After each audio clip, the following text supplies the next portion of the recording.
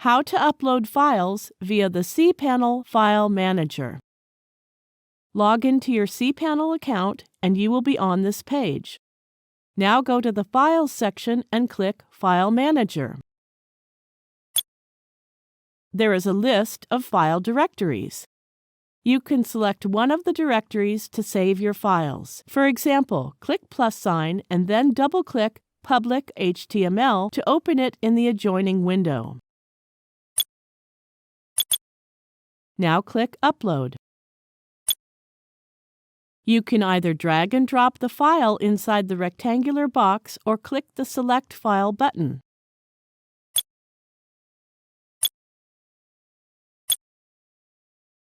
That's it. We have successfully uploaded the file using cPanel File Manager. Now you can go to the public HTML directory inside the File Manager to see the uploaded file.